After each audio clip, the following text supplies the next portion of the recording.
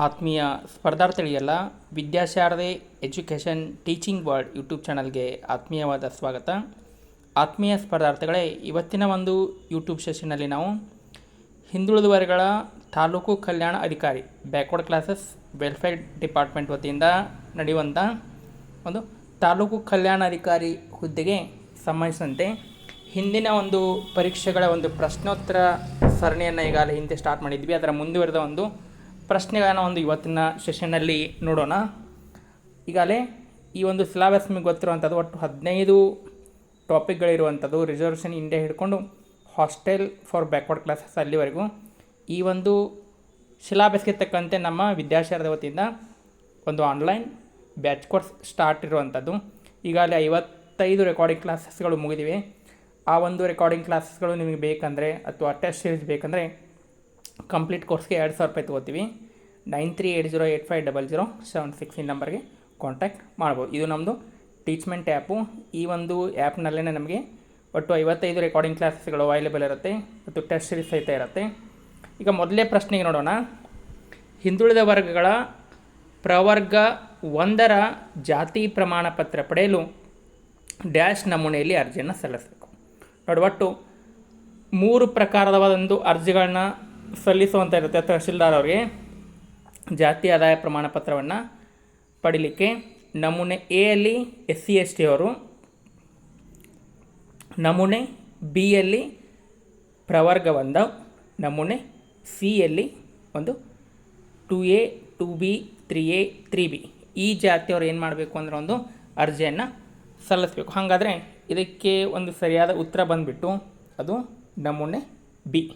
ನಮೂನೆ ಬಿಯಲ್ಲಿ ಯಾರೆಲ್ಲ ಅರ್ಜಿ ಸಲ್ಲಿಸಬೇಕು ಅಂದರೆ ಪ್ರವರ್ಗ 1. ಇನ್ನು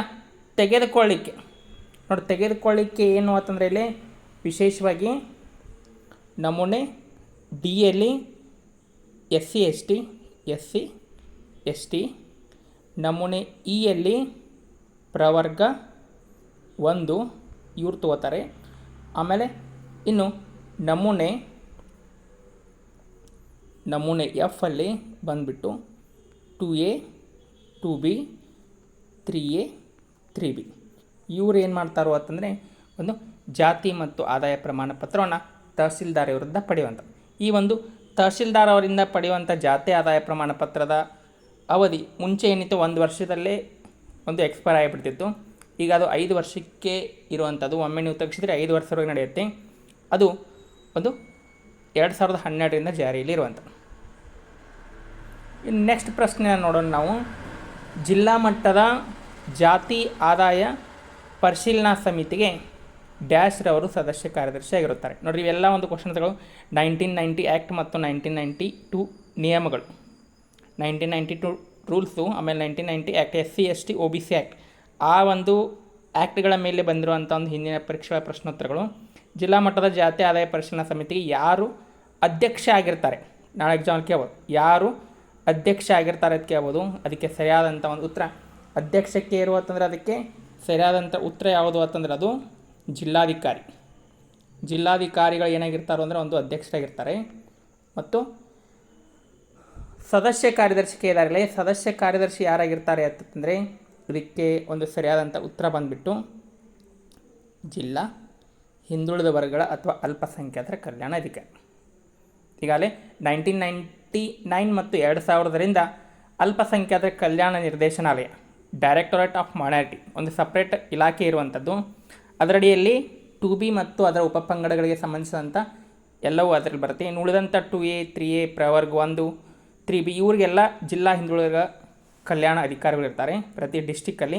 ನೀವು ಎಕ್ಸಾಮ್ ಬರೀತಾ ಇರುವಂಥದ್ದು ಇದು ತಾಲೂಕು ಆಫೀಸರ್ದು. ತಾಲೂಕಲ್ಲಿ ಒಬ್ಬರು ಅಧಿಕಾರಿ, ಜಿಲ್ಲೆಯಲ್ಲಿ ಅವರ ಮೇಲ್ಮಟ್ಟದ ಅಧಿಕಾರಿಗಳು ಇರ್ತಾರೆ. ಇನ್ನು ನೆಕ್ಸ್ಟು, ಯಾವುದೇ ಹಿಂದುಳಿದ ವರ್ಗಗಳ ಅಭ್ಯರ್ಥಿಗೆ ತಹಶೀಲ್ದಾರ್ ಅವರಿಂದ ಆದಾಯ ಮತ್ತು ಜಾತಿ ಪ್ರಮಾಣ ಪತ್ರ ನೀಡುವಲ್ಲಿ ತೊಂದರೆಯಾಗಿದ್ದಲ್ಲಿ ಅಥವಾ ಅನ್ಯಾಯ ಆಗಿದ್ದಲ್ಲಿ ಯಾರಿಗೆ ಮೇಲ್ಮನವಿಯನ್ನು ಸಲ್ಲಿಸಬೇಕು? ಇದಕ್ಕೆ ಸರಿಯಾದಂಥ ಉತ್ತರ ಸಹಾಯಕ ಆಯುಕ್ತರು ಅಂತ ಕೊಟ್ಟಿದ್ದಾರೆ. ಕರೆಕ್ಟ್ ಆನ್ಸರ್ ಏನಾಗಬೇಕಿತ್ತು ಅಂದರೆ ಅದು ಇಂಗ್ಲೀಷಲ್ಲಿ ಕರೆಕ್ಟ್ ಐತಿ. ಅಸಿಸ್ಟೆಂಟ್ ಕಮಿಷನರ್ AC ಅವರಿಗೆ ಒಂದು ಅರ್ಜಿಯನ್ನು ಸಲ್ಲಿಸಬೇಕು. ಅಂದರೆ ನಾವು ಜಾತಿ ಆದಾಯ ಪ್ರಮಾಣ ಪತ್ರವನ್ನು ಸಕಾಲದ ಮೂಲಕ ತೆಗೆದುಕೊಳ್ಬೇಕು ಅಂದರೆ 21 ದಿನ ಇರುತ್ತೆ. ಅದು 1990ರ ಒಂದು ರೂಲ್ಸ್ ನಿಯಮದ ಪ್ರಕಾರ 1990 ಆ್ಯಕ್ಟ್ ಪ್ರಕಾರ ನಾವು ನೋಡಬೇಕು ಅಂದ್ರೆ ಅದಕ್ಕೆ 2 ತಿಂಗಳಿರುತ್ತೆ. ಆ 2 ತಿಂಗಳಲ್ಲಿ ನಿಮಗೆ ತಹಸೀಲ್ದಾರ್ ಅವರು ಯಾವುದೇ ಜಾತಿ ಆದಾಯ ಪ್ರಮಾಣ ಪತ್ರವನ್ನು ಕೊಡದೇ ಇದ್ದರೆ ಅಥವಾ ತೊಂದರೆ ಆಗಿದ್ದರೆ ನೀವು ಅಸಿಸ್ಟೆಂಟ್ ಕಮಿಷನರ್ ಅವರು ಏನು ಮಾಡಬೇಕು ಅಂದ್ರೆ ಒಂದು ಅರ್ಜಿಯನ್ನು ಸಲ್ಲಿಸಬೇಕು. ಅದು assistant commissioner correct answer. Next ಅರಿವು ಯೋಜನೆ ಕಾರ್ಯಕ್ರಮದ ಅಡಿಯಲ್ಲಿ ಹಿಂದುಳಿದ ವರ್ಗಗಳ ವಿದ್ಯಾರ್ಥಿಗಳಿಗೆ ಶೈಕ್ಷಣಿಕ ನೇರ ಸಾಲ ಡ್ಯಾಶ್ ಬಡ್ಡಿ ದರದಲ್ಲಿ ದೊರೆಯುತ್ತೆ. ನೋಡಿ, ಅರಿವು ಚಿಮ್ಸ್ ಇದು ಅರಿವು ಯೋಜನೆ ಅನ್ನುವಂಥದ್ದು 2010 2011ರಲ್ಲೇ ಆರಂಭ ಆಗಿರುವಂಥ ಒಂದು ಯೋಜನೆ. ಈ ಅರಿವು ಯೋಜನೆಯಲ್ಲಿ ವಿಶೇಷವಾಗಿ ಭಾರತದಲ್ಲಿ ಒಂದು ಶಿಕ್ಷಣವನ್ನು ಪಡೆಯುವಂಥ ವಿದ್ಯಾರ್ಥಿಗಳಿಗೆ ಶೇಕಡ 2% ಒಂದು ಬಡ್ಡಿ ದರದಲ್ಲಿ ಏನು ಮಾಡ್ತಾರೆ ಅಂದರೆ ಒಂದು ಸಾಲವನ್ನು ಕೊಡುವಂಥದ್ದು. ಇದಕ್ಕೆ ಸಂಬಂಧಿಸಿದಂತೆ ಒಂದು ಮೆಡಿಕಲ್ಲು ಇಂಜಿನಿಯರಿಂಗ್ ಕೋರ್ಸ್ಗೆ ಸಂಬಂಧಪಟ್ಟಂತೆ ಒಟ್ಟು 28 ಕೋರ್ಸ್ಗಳು ಬರುತ್ತೆ. ಆ 28 ಕೋರ್ಸ್ಗಳಿಗೆ ಅರಿವು ಶೈಕ್ಷಣಿಕ ಸಾಲ ಯೋಜನೆಯನ್ನು ಏನು ಮಾಡ್ಬೋದು ಅಂತ ನಾವು ಇಲ್ಲಿ ಪಡಿಬೋದು. ಎಲ್ಲ ನಿಗಮಗಳು, ಒಂದೇ ನಿಗಮ ಅಂತಲ್ಲ, ದೇವರಾಜ ಅರಸ್ ನಿಗಮದಿಂದ ಹಿಡ್ಕೊಂಡು ಎಷ್ಟೊಂದು 12 ನಿಗಮಗಳು ಬರುತ್ತೆ. ವಿಶ್ವಕರ್ಮ, ಆಮೇಲೆ ಸವಿತಾ ಸಮಾಜ, ಉಪ್ಪಾರ, ಮಡಿವಾಳ ಮಾಚಿದೇವ, ಕಾಡುಗೊಲ್ಲ, ಆಮೇಲೆ ಒಂದು ಲಿಂಗಾಯತ ವೃದ್ಧಿಂಗಮ, ಒಕ್ಕಲಿಗ, ಮರಾಠ, ಈ ರೀತಿ ಎಷ್ಟೊಂದು 12 ನಿಗಮಗಳು ಬರುತ್ತೆ. ಹಿಂದುಳಿದ ಕಲ್ಯಾಣ ಇಲಾಖೆ ಅಡಿಯಲ್ಲಿ ನಿಮಗೆ 10ನೇ ಚಾಪ್ಟರ್ ಸಹಿತ ಇರುವಂಥದ್ದು. ಆ ನಿಗಮಗಳ ಅಡಿಯಲ್ಲಿ ಅರಿವು ಶೈಕ್ಷಣಿಕ ಆ ಒಂದು ಉಪಪಂಗಡಗಳಲ್ಲಿ ಬರ್ತಿದ್ದ, ಈಗ ಲಿಂಗಾಯತ ಉಪಪಂಗಡ ಅಡಿಯಲ್ಲಿ ಅಥವಾ ಒಕ್ಕಲಿಗ, ಆಮೇಲೆ ಮರಾಠ, ಈ ಎಲ್ಲ ಒಂದು ಉಪಪಂಗಡಗಳ ಅಡಿಯಲ್ಲಿ ಬರುವಂಥ ಒಂದು ಜಾತಿಗಳ ವಿದ್ಯಾರ್ಥಿಗಳು ಅರಿವು ಶೈಕ್ಷಣಿಕ ಸಾಲ ಯೋಜನೆ ಅಡಿಯಲ್ಲಿ ಒಂದು ಪಡಿಬಹುದು. ಇದು ಎಷ್ಟಿತ್ತು ಅಂದರೆ ಮುಂಚೆ 2 ಲ್ಯಾಕ್ ಇತ್ತು, ಅದನ್ನು ಈಗ ಒಂದು 4 ರಿಂದ 5 ವರ್ಷಕ್ಕೆ ಜಾಸ್ತಿ ಮಾಡಿರುವಂಥ. ಒಂದು ವರ್ಷಕ್ಕೆ 1 ಲಕ್ಷ ಅಂದರೆ ಒಂದು ಕೋರ್ಸ್ ಮುಕ್ತಾಯದ ಅವಧಿಯವರೆಗೂ ಸಹಿತ ಒಂದು 4 ರಿಂದ 5 ಲಕ್ಷವರೆಗೆ ಶೇಕಡ 2% ಬಡ್ಡಿ ದರದಲ್ಲಿ ಏನು ಮಾಡ್ಬೋದು ಅಂತಂದರೆ ಒಂದು ಸಾಲವನ್ನು ಪಡಿಬೋದು. ಈ ಒಂದು ಸಾಲವನ್ನು ಕೊಡಲಿಕ್ಕೆ ಒಂದು ಆಯ್ಕೆ ಸಮಿತಿ ಅಧ್ಯಕ್ಷರು ಮುಖ್ಯ ಕಾರ್ಯನಿರ್ವಹಣಾಧಿಕಾರಿಗಳು ಜಿಲ್ಲಾ ಪಂಚಾಯತ್ ಅವರು ಈ ಒಂದು ಆಯ್ಕೆ ಸಮಿತಿ ಅಧ್ಯಕ್ಷರು ಆಗಿರ್ತಾರೆ. ನೆಕ್ಸ್ಟ್ ಕ್ವಶನ್ ನೋಡಿ, ಸ್ವಯಂ ಉದ್ಯೋಗ ಸಾಲ ಯೋಜನೆ ಅಡಿಯಲ್ಲಿ ಉಪ್ಪಾರ ಜನಾಂಗದ ಅಭ್ಯರ್ಥಿಗಳು ಶೇಕಡ ಡ್ಯಾಶ್ ಬಡ್ಡಿ ದರದಲ್ಲಿ ಒಂದು ಮರುಪಾವತಿಯನ್ನು ಮಾಡಬೇಕು. ನೋಡಿ, ಸ್ವಯಂ ಉದ್ಯೋಗ ಸಾಲ 2 ರೀತಿ ಬರುತ್ತೆ. ಒಂದು ವೈಯಕ್ತಿಕ ಸಾಲ ಯೋಜನೆ, ಇನ್ನೊಂದು ವಾಣಿಜ್ಯ ಬ್ಯಾಂಕುಗಳ ಸಹಾಯದೊಂದಿಗೆ ಸ್ವಯಂ ಉದ್ಯೋಗ ಸಾಲ ಯೋಜನೆ ಎತ್ಕೊಂಡು ಬರುತ್ತೆ. ಇಲ್ಲಿ ವೈಯಕ್ತಿಕ ಸಾಲ ಯೋಜನೆಯಲ್ಲಿ ನಿಮಗೆ ಅವರು ಕೊಡುವಂಥದ್ದು ಒಂದು ಎಷ್ಟು ಅಂತಂದರೆ ಇಲ್ಲಿ ಒಟ್ಟು 1 ಲಕ್ಷ ಅಥವಾ 2 ಲಕ್ಷ ರೂಪಾಯಿನ ಕೊಡ್ತಾರೆ. ಅದು ಶೇಕಡ 4% ಬಡ್ಡಿ ದರದಲ್ಲಿ ಸ್ವಯಂ ಉದ್ಯೋಗ ನೇರ ಸಾಲ ಯೋಜನೆ. ಇದಕ್ಕೆ ಸರಿಯಾದಂಥ ಉತ್ತರ ಬಂದುಬಿಟ್ಟು ಅದು ಶೇಕಡ 4% ಒಂದು ಬಡ್ಡಿ ದರದಲ್ಲಿ ಒಂದು ಸಾಲ. ಇದು ಉಪ್ಪಾರ ನಿಗಮ ಅಂತ ಅಷ್ಟೇ ಅಲ್ಲ, ಎಲ್ಲ ನಿಗಮಗಳಲ್ಲಿ ಇರುವಂಥದ್ದು ಒಂದು ಯೋಜನೆ ಸ್ವಯಂ ಉದ್ಯೋಗ ಸಾಲ ಯೋಜನೆ. ಇನ್ನು ಹಿಂದುಳಿದ ವರ್ಗಗಳ ಇಲಾಖೆಯನ್ನು ಯಾವ ಆಯೋಗದ ವರದಿಯ ಮೇಲೆ ಸ್ಥಾಪಿಸಲಾಗಿದೆ? ನೋಡಿ, ನೀವು ಇಲ್ಲೇ ನಿಮಗೆ ಫಸ್ಟ್ ಚಾಪ್ಟರ್ ಮತ್ತು ಸೆಕೆಂಡ್ ಚಾಪ್ಟರ್ ಇರುವಂಥದ್ದು ಕರ್ನಾಟಕದಲ್ಲಿ ಮೀಸಲಾತಿ ಮತ್ತು ಭಾರತದಲ್ಲಿ ಮೀಸಲಾತಿ 2 ಚಾಪ್ಟರ್ಗಳನ್ನು ಕೊಟ್ಟಿದ್ದಾರೆ. ಆ 2 ಚಾಪ್ಟರ್ಗೆ ಸಂಬಂಧಪಟ್ಟಂತೆ ನೀವು ಎಲ್ಲ ಆಯೋಗಗಳನ್ನು ನೋಡ್ಕೋಬೇಕು. ಭಾರತದಲ್ಲಿ ಒಂದು ಮೀಸಲಾತಿಗೆ ಸಂಬಂಧಪಟ್ಟಂಥ ಆಯೋಗಗಳನ್ನು ನೋಡ್ಕೊಂಡು ಮಂಡಲ ಆಗಿರ್ಬೋದು, ಆಮೇಲೆ ಕಾಕಾ ಕಲೇಕರ್ ಆಯೋಗ ಆಗಿರ್ಬೋದು, ರೋಹಿಣಿ ಆಯೋಗ, ಇವೆಲ್ಲ ಒಂದು ಪ್ರಮುಖವಾದಂಥ ಒಂದು ಆಯೋಗಗಳನ್ನ ಕಂಪ್ಲೀಟಾಗಿ ನೀವು ಏನು ಓದ್ಕೋಬೇಕು. ಅದೇ ರೀತಿ ಕರ್ನಾಟಕದಲ್ಲಿ ಒಂದು ಹಾವನೂರು ಆಯೋಗ, ಚಿನ್ನಪ್ಪ ರೆಡ್ಡಿ, ವೆಂಕಟಸ್ವಾಮಿ ಆಯೋಗ, ನಾಗನಗೌಡ ಸಮಿತಿ, ಇವೆಲ್ಲ ಪ್ರಮುಖವಾದಂಥ ಒಂದು ಆಯೋಗ ನೋಡ್ಕೋಬೇಕು.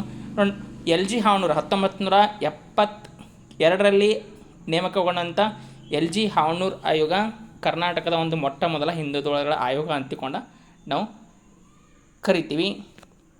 2ನೇ ಆಯೋಗ ವೆಂಕಟಸ್ವಾಮಿ ಆಯೋಗ, 3ನೇ ಆಯೋಗ ಚಿನ್ನಪ್ಪ ರೆಡ್ಡಿ ಆಯೋಗ. LG ಹಾವನೂರು ಆಯೋಗವನ್ನು ನಾವು ಹಿಂದುಳಿದ ವರ್ಗಗಳ ಒಂದು ಬೈಬಲ್ ಅನ್ನುವಂಥ ಒಂದು ಹೆಸರಿಂದ ಅವರ ವರದಿಯನ್ನು ಕರಿತೀವಿ. ಮ್ಯಾಗ್ನಾ ಕಾರ್ಟ್ ಅಥವಾ ಬೈಬಲ್ ಅನ್ನುವಂಥ ಹೆಸರನ್ನು ಕರಿತೀವಿ.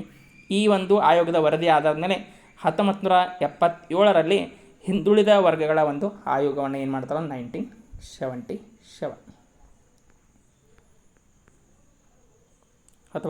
ಹಿಂದುಳಿದ ವರ್ಗಗಳ ಆಯೋಗ ಒಂದು ಕರ್ನಾಟಕದಲ್ಲಿ ಸ್ಥಾಪನೆ ಆಗತ್ತೆ. ಇನ್ನು ರಾಜ್ಯ ಹಿಂದುಳಿದ ವರ್ಗಗಳ ಪ್ರವರ್ಗ 1ರಿಂದ 3B ಒದಗಿಸಿರುವಂಥ ಶೇಕಡಾವಾರು ಮೀಸಲಾತಿ ಎಷ್ಟು? ನೋಡಿ, ಕರ್ನಾಟಕದಲ್ಲಿ ಹಿಂದುಳಿದ ವರ್ಗ ನೋಡಿ, ಸೆಂಟ್ರಲ್ಲಿ ನಿಮಗೆ ಕೇರು ಅಂದರೆ ಮಂಡಲ ಆಯೋಗದ ವರದಿಯ ಪ್ರಕಾರ ಸೆಂಟ್ರಲ್ಲಿ OBC ಅವ್ರಿಗೆ ಇರುವಂಥ ಒಂದು ಮೀಸಲಾತಿ ಬಂದುಬಿಟ್ಟು ಅದು 27%. 1990ರಲ್ಲಿ ವಿ ಪಿ ಸಿಂಗ್ ಅವರು ಏನು ಮಾಡ್ತಾರೋ ಅಂತಂದರೆ ಇದನ್ನು ಒಪ್ಕೋತಾರೆ. ಆಮೇಲೆ ಜಾರಿಗೆ ಬಂದಿರುವಂಥದ್ದು 1991ರಲ್ಲಿ ಒಂದು ಪಿ ವಿ ನರಸಿಂಹ ಅವರು ಒಂದು ಪ್ರಧಾನಮಂತ್ರಿ ಆಗಿರುವಂಥ ಸಮಯದಲ್ಲಿ ಇದು ಜಾರಿಗೆ ಬರುವಂಥದ್ದು. ಆಮೇಲೆ ಶಿಕ್ಷಣದಲ್ಲಿ ಒಂದು ಎಲ್ಲ ಪ್ರತಿಷ್ಠಿತ ಶಿಕ್ಷಣ ಸಂಸ್ಥೆಗಳಲ್ಲಿ ಒಂದು ಒ ಬಿ ಸಿ ಮೀಸಲಾತಿ ಜಾರಿ ಬಂದಿರುವಂಥದ್ದು 2006ರಲ್ಲಿ. ಅದಕ್ಕೆ ನಮ್ಮ ಕರ್ನಾಟಕದಲ್ಲಿ 2033-2002ರಿಂದ ಒಂದು ಮೀಸಲಾತಿ ಹಿಂದುಳಿದ ವರ್ಗದವರಿಗೆ ಇರುವಂಥದ್ದು ಎಷ್ಟು ಅಂತಂದರೆ ಅದು 32%. ಡೇಟು ಕೇಳ್ಬೋದು. ಜಾತಿ ಪಟ್ಟಿ ಪ್ರಕಟವಾದಂಥ ಒಂದು ದಿನಾಂಕ 33/2002. 33/2002ರಲ್ಲಿ ಒಂದು ಜಾತಿ ಪಟ್ಟಿ ಪ್ರಕಟ ಆಯಿತು. ಅಂದರೆ ಯಾವ ಪ್ರವರ್ಗದಲ್ಲಿ ಯಾವೆಲ್ಲ ಒಂದು ಜಾತಿಗಳು ಬರ್ತೈತಿ ಅನ್ನುವಂಥ. ಇಲ್ಲೇ ಪ್ರವರ್ಗ 1ರಿಂದ 3B ವರೆಗೆ ನೋಡಿ ಯಾವ್ಯಾವ ಬರ್ತವೆ. ನಾವು ಸಂಕ್ಷಿಪ್ತವಾಗಿ ನೋಡಬೇಕು ಅಂದ್ರೆ ಒಂದು ಪ್ರವರ್ಗ 1 ಎಷ್ಟು ಅಂತಂದರೆ ಇಲ್ಲಿ ನೋಡಿ ಪ್ರವರ್ಗ 1 4%. Next 2A 15%. Next 2A 15%. Next ನೋಡಿ ಇಲ್ಲೇ ಬರೀತು ನೋಡ್ರಿ ಪ್ರವರ್ಗ 1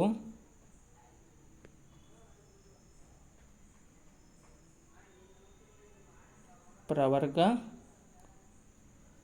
1 8% 4%. 2A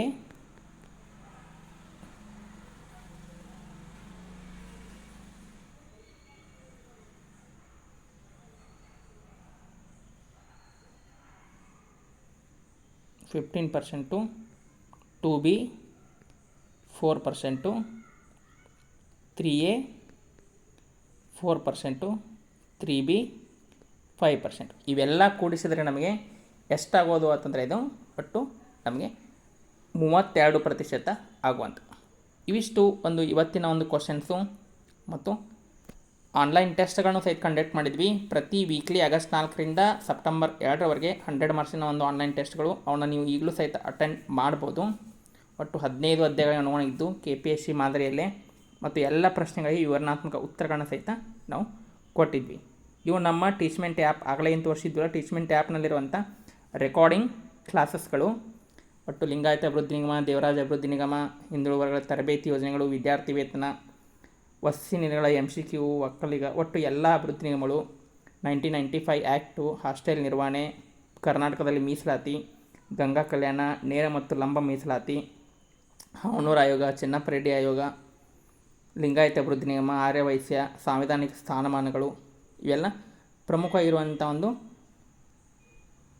recording ಕ್ಲಾಸಸ್ಗಳು. ನೀವು ಈಗಲೂ ಸಹಿತ ಜಾಯ್ನ್ ಆಗಿ ಒಂದು ರೆಕಾರ್ಡಿಂಗ್ ಕ್ಲಾಸಸ್ಗಳನ್ನ ಕೇಳ್ಬೋದು. 55 ರೆಕಾರ್ಡಿಂಗ್ ಕ್ಲಾಸಸ್ಗಳು ಇರುವಂಥದ್ದು. ಇವೆಲ್ಲ ಒಂದು ಪ್ರೀವಿಯಸ್ ಇಯರ್ ಕ್ವಶನ್ ಪೇಪರ್ನ ಪ್ರೀವಿಯಸ್ ವಿಡಿಯೋದಲ್ಲಿ ನಾವು ಸಾಲ್ವ್ ಮಾಡಿದ್ವಿ. ಇವನು ಸಹಿತ ನೀವೇನು ಮಾಡ್ಬೋದು, ನೋಡ್ಬೋದು.